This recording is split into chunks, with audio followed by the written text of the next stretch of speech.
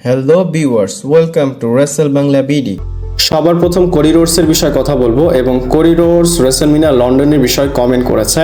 আমি বলবো জিটিএস 6 আসার আগে এইটাই এমন একটা জিনিস যেটা হবে না। রেসেলমিনিয়া লন্ডন এটা কখনোই হবে না। জিটিএস 6 এর আগে সবকিছু হয়েছে, মানে সেটা আসার আগে যেমন লকডাউন হয়েছে, কোভিড হয়েছে, ওয়ার্ল্ড কাপ হয়েছে, ইরান ইসরায়েল প্রবলেম হয়েছে, যুদ্ধ হয়েছে, ফিফা এসে চলে গিয়েছে, আবার ফিফা হচ্ছে, দুনিয়া উল্টায় পাল্টায় যাবে, তাও জিটিএস 6 আসবে না।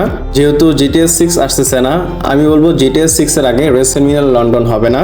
ডাব্লিউডাব্লিউ অনেকবার বলেছিল বা ডাব্লিউডাব্লিউর সাথে অনেকবার কথা হয়েছে লন্ডনের মেয়রের সাথে, সেই বিষয়ে আপনাদের অনেকবার আপডেট দিয়েছিলাম। এই বছর হবে না, পরের বছর, এই বছর তারা বেট করতে পারতেছে না, মানে অনেক প্রবলেম এই রেসেলমিনিয়া লন্ডন নিয়ে। মেইনলি ডাব্লিউডাব্লিউ যেতে চায় না, লন্ডন আগে থেকেই বলতেছে তাদের এখানে করার জন্য। তো কোডি রোডস এই বিষয় রেসেলমিনিয়া লন্ডনের বিষয় টিজ করে। আপনাদের বলি রিসেন্টলি লাইভ ইভেন্ট হয়েছে, তো সেখানে কোডি রোডস বলে এখানে সে একটা জিনিস রিভিল করেছে। সে প্রথমত তার যে ডাব্লিউডাব্লিউ কন্ট্রাক্ট সেটার বিষয় বলেছে, বলে কন্ট্রাক্ট যেহেতু আছে আমি আরো ডাব্লিউডাব্লিউতে 5 বছর থাকবো, তারপরে আমি থাকবো না বলতে এরকম অ্যাক্টিভ থাকবে না, আমরা ফাইনালি ছুটি পাবো 5 বছর পর। কোডি রোডস যে অত্যাচার করতেছে সেখান থেকে, অত্যাচার বলতে আমি বোঝাতে চাচ্ছি সে যে চ্যাম্পিয়নশিপ জিতে যায় অন্যদের কাছ থেকে পলিটিক্স করে, সেই বিষয় বলে যেহেতু আমি 5 বছর আছি, এই 5 বছরের মধ্যে আমি রেসেলমিনিয়া ইংল্যান্ডে নিয়ে আসতে চাই। এবং আপনাদের বলে দেই কোডি রোডস যে কথাটা বলেছে এটার পর লোকেরা মনে করতেছে রেসেলমিনিয়া 46 অথবা রেসেলমিনিয়া 47 রেসেলমিনিয়া লন্ডনে হতে পারে।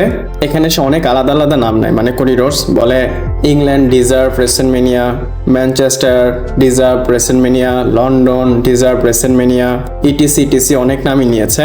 এবং আপনাদের বলে দিই এই সেম জিনিস জন সিনা বলেছিল কয়েকদিন আগে, মানে অনেক দিন আগে যখন মানি ইন দ্য ব্যাংক হয়েছিল সেই সময় সে বলেছিল, কিন্তু আমরা দেখেছি রেসেলমিনিয়া কিছুই হয়নি লন্ডনে। আর কোডি রোডস যদি এবার টিজ করতেছে, আমার মনে হচ্ছে যে এটা ডাব্লিউডাব্লিউর একটা ট্রিক্স। প্রত্যেকবার যাও সেখানে তাদের ক্রাউডদের টিজ করো যে আমরা এখানে করব, হাইপ বানাও, তারপর অডিয়েন্সদের আমাদের কাছে নিয়ে আসো। যদি ডিমান্ডটা শেষ হয়ে যায় তাহলে ডাব্লিউডাব্লিউ তো আর রেসেলমিনিয়ার জন্য ভালো টাকা চাইতে পারবে না, এর জন্য তারা ডিমান্ডটা জাগায় রাখে আর কি। আপনাদের কি মনে হয় রেসেলমিনিয়া কি আসলেই লন্ডনে হবে বা হওয়ার চান্স আছে কিনা আমাকে কমেন্ট করে জানাতে পারেন। এরপর আসলে কাকতালীয়ভাবে জিটিএস 6 এর বিষয়ে আপডেট এসেছে এবং সেটা আপনাদের বলি। আপনারা তো জানেন জিটিএস 6 এর প্রি অর্ডারিং চালু হয়ে গিয়েছে, প্রায় 20 দিন আগেই চালু হয়েছিল, 20 না 25 দিন আগে হয়তো। তো জিটিএস 6 এর যে প্রাইস এটা ডাব্লিউডাব্লিউ 26 এর থেকে অনেক কম, ডাব্লিউডাব্লিউর তুলনায় এটা অনেক বেশি সস্তা। ডাব্লিউডাব্লিউ 26 এর যে ডিউলেক্স এডিশন সেটার প্রাইস হচ্ছে $149.99, মানে $150, আর ওই দিক দিয়ে জিটিএস 6 এর প্রাইস হচ্ছে $99.99, মানে $100। দেখেন জিটিএস 6 এর প্রাইস 2K26 ডাব্লিউডাব্লিউ 2K26 এর যে মানডে নাইট রয়ের এডিশন সেটা থেকে $50 কম। দেখেন জিটিএস 6 এটা এত বছর ধরে ডেভেলপ করতেছে, ইভেন এখানে $1 বিলিয়ন কিন্তু ইনভেস্ট করা হয়েছে এবং রিপোর্ট আমি দেখেছি এটা এত টাকা যেটা ব্রুস খলিফার থেকেও বেশি। আর ওই দিক দিয়ে দেখেন ডাব্লিউডাব্লিউ 26 এর ডিলাক্স এডিশন সেটা হচ্ছে নর্মাল, মানে নর্মাল বলতে প্রত্যেক বছর সেম গেমই আমাদের দেয়, জাস্ট একটু হালকা পাতলা চেঞ্জ করে একই জিনিসই দেয়। ওই গেমের প্রাইস এই জিটিএস এর থেকে $50 বেশি। আর এই যে প্রাইস এটা টিকেও যারা আছে তারাই করেছে, তারা আসলে পাগল হয়ে গিয়েছে, অনেক বেশি দাম রাখতেছে সবকিছুর। তারা টাকা দেখতে দেখতে বা টাকা খুঁজতে খুঁজতে এত অন্ধ হয়ে গিয়েছে, সামার স্ল্যামের যে অবস্থা 12টা বেজে গিয়েছে এটা তারা খেয়ালই করতে পারতেছে না, সব প্রেশার ডাব্লিউডাব্লিউর উপর দিচ্ছে। আপনাদের হয়তো কালকে বলেছিলাম সামার স্ল্যামের টিকিট বিক্রি হচ্ছে না, এর জন্য ডাব্লিউডাব্লিউ পাগল হয়ে গিয়েছে। তো এখন দেখেন এই গেমও কেউ কিনবে না এত বেশি, এর থেকে তো জিটিএস ভালো। যদি আপনারা কম্পেয়ার করেন জিটিএস 6 বেটার, সেখানে সবকিছু করা যায়, ফাইটও করা যায়, আর এটা জাস্ট একটা ডাব্লিউডাব্লিউর ফাইটিং গেম, এটার দামই এত বেশি রাখতেছে। এরপর সিএম পাঙ্ক এবং কোডি রোডসের বিষয়ে কথা বলবো। আপনারা জানেন ডাব্লিউডাব্লিউ সিএম পাঙ্ক এবং কোডি রোডসের ম্যাচ সামার স্ল্যামের জন্য কনফার্ম করে দিয়েছে এবং এই ম্যাচটা ডাব্লিউডাব্লিউ আন্ডারস্পিরিট টাইটেলের জন্য হবে। এই ম্যাচ নিয়ে নতুন একটা আপডেট এসেছে এবং এই আপডেটটা ডেভ মেডিসর করেছে। ডেভ মেডিসর বলে যে ডেফিনেটলি সিএম পাঙ্ক এবং কোডির ম্যাচটা ডাব্লিউডাব্লিউ কনফার্ম করে দিয়েছে, কিন্তু এখানে চেঞ্জেস হতে পারে। বলে এই ম্যাচ মে বি মাল্টিপারসন ম্যাচ হতে পারে, যেমন ট্রিপল থ্রেট ম্যাচ অথবা ফেটাল 4 ম্যাচ। যদি ট্রিপল থ্রেট ম্যাচ হয় স্যামি জান অ্যাড হতে পারে। আর যদি ফেটাল 4 ম্যাচ হয় তাহলে গুন্থার স্যামি অ্যাড হতে পারে। ইভেন ডাব্লিউডাব্লিউ কিন্তু স্যাটারডে নাইট মেইন ইভেন্টের জন্য Cody and CM Punk versus Sami and গুন্থারের ম্যাচ করেছে, মানে বুক করেছে। হয়তো সেখান থেকেও ফেটাল 4 ম্যাচ হতেও পারে আমার মনে হয়। আমি বলবো এখানে গুন্থার কোডিকে না অ্যাড করলেই ভালো হবে, তাদের সিঙ্গেলস ম্যাচ হলেই ভালো হবে। এমনিতে ম্যাচ ভালো হবে, কিন্তু আমি চাই না এদেরকে অ্যাড করা হোক। আমি চাই সামার স্ল্যামে যে ম্যাচটা হবে কোডি পাঙ্কের, সেটা মেইন গোল যেন কোডি পাঙ্কই হয়। ডেভ মেরিসার যেটা বলতেছে, আপনাদের কি মনে হয় ফেটাল 4 ম্যাচ হবে নাকি ট্রিপল থ্রেট ম্যাচ হবে, অথবা সিঙ্গেলস ম্যাচ এদের হতে পারে কিনা আমাকে কমেন্ট করে জানাতে পারেন। এরপর কথা বলবো জেড কার্গেলের বিষয়। আর আপনাদের হয়তো কিছুদিন আগে বলেছিলাম Z Cargill versus Charlotte ফ্লেয়ারের match ডাব্লিউডাব্লিউর মধ্যে পিচ করা হয়েছে সামার স্ল্যামের জন্য। তো এইটা নিয়ে আরো একটা আপডেট এসেছে।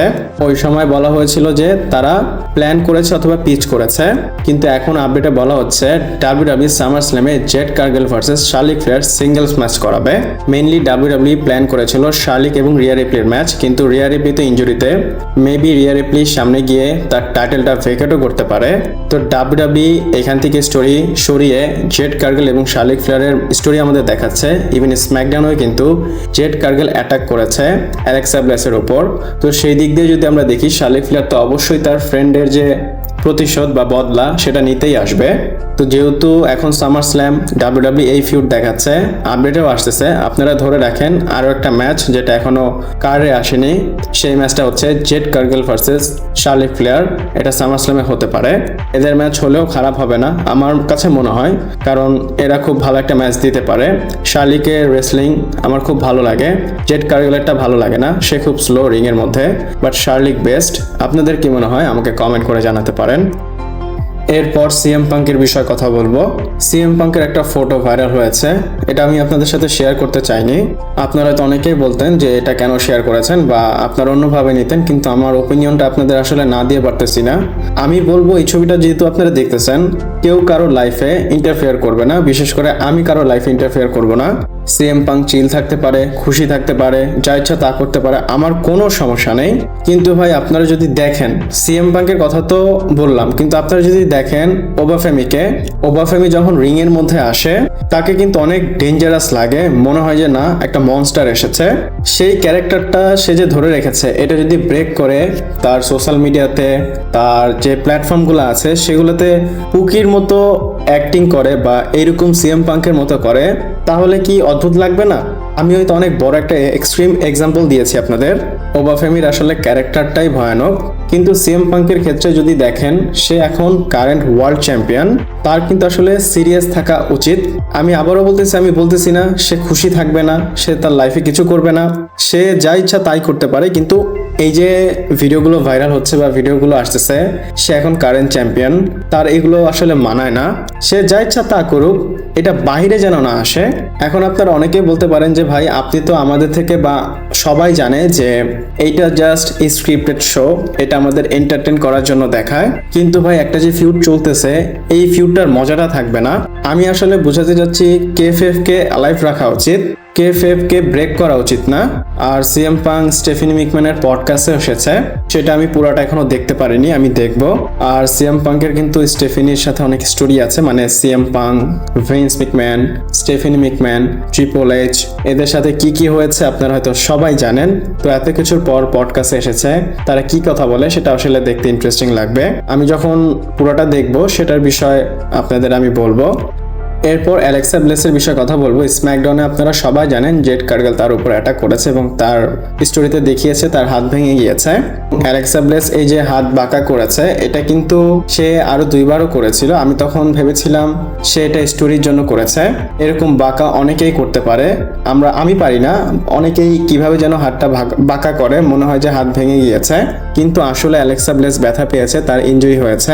অ্যালেক্সা ব্লেসের এই ফটোটা আপনারা দেখেন এবং এখানে এই পোস্টটা সেই করেছে এবং সে লিখেছে এটা তো আমার ব্রিঙ্গো গার্ডে ছিল না, এবং তার যে এলবো সেটা কিন্তু দেখাই যাচ্ছে কালো হয়ে গিয়েছে দাগে।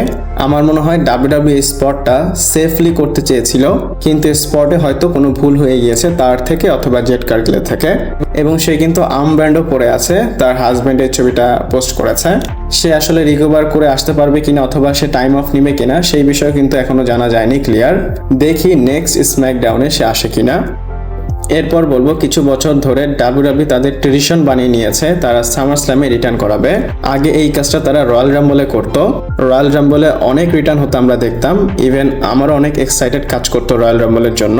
কিন্তু ডাব্লিউডাব্লিউ এখন রয়্যাল রাম্বলের এমন একটা অবস্থা করেছে, কোনো রিটার্ন কোনো কিছুই নেই। কিন্তু এই রিটার্নটা ডাব্লিউডাব্লিউ সামার স্ল্যামে নিয়ে এসেছে। আপনারা যদি দেখেন এর আগের বছর সামার স্ল্যামে রিটার্ন হয়েছিল ব্রক লেসনারের, তার আগে রিটার্ন হয়েছিল রোমান রেইন্সের, তারপরে জিমি উসো, তারপর বেইলি, সবাই কিন্তু সামার স্ল্যামে রিটার্ন করেছিল। তো এইবার কি ডাব্লিউডাব্লিউ এরকম বড় রিটার্ন করাবে? রিটার্ন যদি করায়, আমার একটা প্রশ্ন, এখানে কি র্যান্ডি অর্টনের রিটার্ন হবে? যদি আমি বলি যে আমি কার রিটার্ন দেখতে চাই, আমি চাই র্যান্ডি অর্টনের রিটার্ন। এবং আমি যদি বলি র্যান্ডি অর্টন যদি আসে, ডাব্লিউডাব্লিউ যেন তাকে একটা ভালো স্টোরিতে দেয়। র্যান্ডি অর্টনের কিন্তু আনফিনিশ বিজনেস আছে কোডির সাথে, সে যদি আসে অনেক ভালো হবে। রেসেলমেনিয়া থেকে সে গায়েব, এখনো সে আসতেছে না। ডাব্লিউডাব্লিউ টাইটেল র্যান্ডির জেতার কথা ছিল, কোন জায়গার টাইটেল কোন জায়গায় গেল? কোডির কাছে থেকে স্যামি নিল, স্যামি থেকে পাঙ্ক, আবার এখন কোডি পাঙ্কের ম্যাচ হবে সামার স্ল্যামে। তো পারফেক্ট রিটার্ন র্যান্ডির কিন্তু সামার স্ল্যামে হতে পারে। এরপর রোমান রেইন্স এবং স্যাথ রলিন্সের বিষয়ে কথা বলবো, মানে তাদের ম্যাচের বিষয়ে কথা বলবো। তাদের ম্যাচের প্রথম অডস এসেছে, মানে এই ম্যাচের আউটকাম কি হবে সেটা আমরা জানতে পেরেছি। আপনাদের হয়তো প্রশ্ন, এই ম্যাচে কি টাইটেল চেঞ্জ হতে যাচ্ছে? আমি যদি কারেন্ট বেটিং অডসের কথা বলি, সেটা আমি বলবো হেভিলি ফেভার করে হচ্ছে রোমান রেইন্সকে, মানে এখানে ফেভারিট হচ্ছে রোমান রেইন্স, এবং রোমান রেইন্স তার টাইটেলটা রিটেন করে নিবে। যদি এই ম্যাচের টাইটেল চেঞ্জ হয়, আমার মনে হয় সামনের অনেক স্টোরি চেঞ্জ হয়ে যাবে। আর স্যাথ রলিন্সকেও হালকাভাবে আপনারা নিতে পারেন না। স্যাথ রলিন্স কিন্তু আর্কিটেক্ট, আর স্যাথ রলিন্সই সবসময় রোমান রেইন্সের মাইন্ড নিয়ে খেলেছে। যদি স্যাথ রলিন্স জিতেও যায়, অবাক হয়েন না। আমি যদি আমার কথা বলি, আমি চাই রোমান রেইন্স তার টাইটেলটা রিটেন করুক। আপনারা কি চান আমাকে অবশ্যই কমেন্ট করে জানাবেন। এরপর কথা বলবো স্টেফানি বেকারের বিষয়। স্টেফানি বেকারকে নিয়ে আপডেট এসেছে, মানে তার রিটার্ন নিয়ে আপডেট এসেছে। আপডেটে বলা হচ্ছে স্টেফানি বেকারের রিটার্ন হতে পারে সামার স্ল্যাম উইকেন্ডে। এখানে তারা বোঝাতে চাচ্ছে উইকেন্ড বলতে সামার স্ল্যাম, মানডে নাইট র অথবা স্ম্যাকডাউন, তিনটার এক জায়গায় সে আসবে। আমার মনে হয় সামার স্ল্যামে যদি নাও আসে, সে সামার স্ল্যামের পরে যে মানডে নাইট রটা হবে সেখানে সে আসবেই আসবে। আর স্টেফানি বেকার কেন গিয়েছিল আপনাদের বলে দেই, তার বয়ফ্রেন্ড মানে এক্স বয়ফ্রেন্ডের সাথে তার একটা কেস হয়েছিল, তো সেখানে সে কেসটা জিতেছে এবং তার বয়ফ্রেন্ডের প্রায় 13 বছরের মনে হয় জেল হয়েছে। এখন মনে হয় সে ফ্রি হয়েছে, এর জন্য আপডেটটা এসেছে।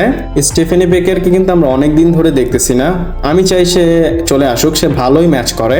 আপনারা কারা কারা স্টেফানি বেকারের ফ্যান আমাকে কমেন্ট করে জানাতে পারেন।